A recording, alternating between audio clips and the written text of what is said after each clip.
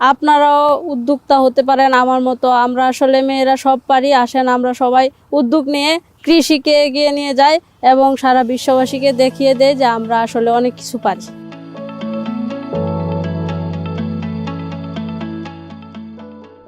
আসসালামু আলাইকুম, আমি সুমাইয়া আক্তার। আমার হাজব্যান্ড একজন কৃষি ডিপ্লোমা। তারপর ওর কাছ থেকে আমি বেশি অনুপ্রেরণা পাই, তখন আমরা দুজনে মিলে কৃষিকাজ শুরু করি।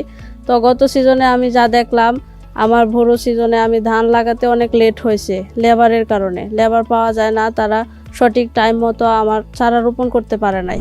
আমি চিন্তা করলাম যে কিভাবে সহজে ধানের চারা রোপণ করা যায়। তখন ফেসবুকে দেখলাম ইয়ানমার রাইস ট্রান্সপ্লান্টার দিয়ে ধানের চারা রোপণ করা যায়। আমি একটা মেশিন ক্রয়ের উদ্যোগ নেওয়ার কথাটা আমার ক্লোজদের সাথে শেয়ার করি। তখন ওনারা সবাই বলে যে তুমি মেয়ে মানুষ, পড়াশোনা করেছো, চাকরি করবা, তুমি কেন কৃষির দিকে অগ্রসর হচ্ছ। তখন আসলে আমি অনেক কষ্ট পাই যে আমি একটি উদ্যোগ নিতে চাচ্ছি কিন্তু কেউ আমাকে সাড়া দিচ্ছে না। তখন আমরা দুজনে মিলে সিদ্ধান্ত নিলাম যে আমরা একটা মেশিন ক্রয় করব, যেটা আমাদের এই মনোহরদী উপজেলাতে নাই। এসিআই মোটরসের ইয়ানমার রাইস ট্রান্সপ্লান্টারের বিষয়ে কথা বললাম। আমি মেশিন ক্রয় করার পরে নিজস্ব বীজতলা থেকে চারা রোপণ করি এবং সেই চারা দিয়ে রাইস ট্রান্সপ্লান্টার দিয়ে জমিতে 15 বিঘা জমির মতো চাষাবাদ করি।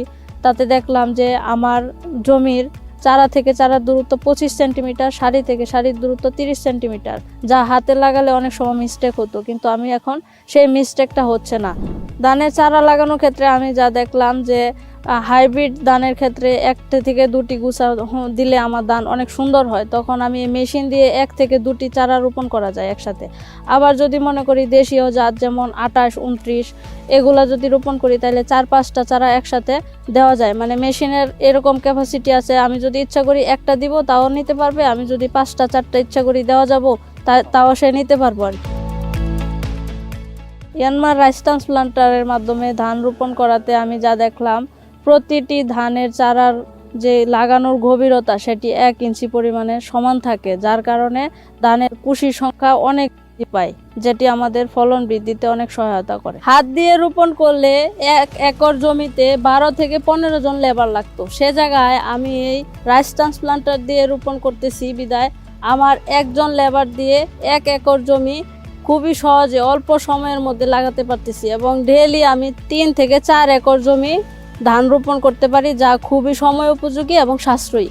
লেবার দিয়ে 1 একর জমি লাগাতে আমার প্রায় 10 থেকে 12 হাজার টাকা খরচ হতো। সে জায়গায় এই ইয়ানমার রাইস ট্রান্সপ্লান্টার দিয়ে ধান রোপণ করতে গিয়ে আমি আমার 1 একর জমিতে মাত্র 2000 টাকা খরচ করে আমি ধান রোপণ করতে পারতেছি, যা থেকে আমার প্রায় 8000 টাকা থেকে 10,000 টাকার মতো আমার সেভ হচ্ছে।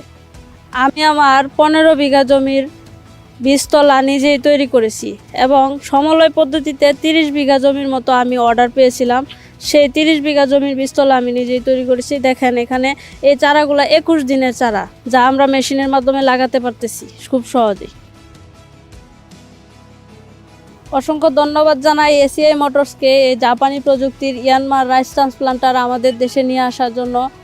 আপনারাও উদ্যোক্তা হতে পারেন আমার মতো। আমরা আসলে মেয়েরা সব পারি, আসেন আমরা সবাই উদ্যোগ নিয়ে কৃষিকে এগিয়ে নিয়ে যাই এবং সারা বিশ্ববাসীকে দেখিয়ে দেয় যে আমরা আসলে অনেক কিছু পারি।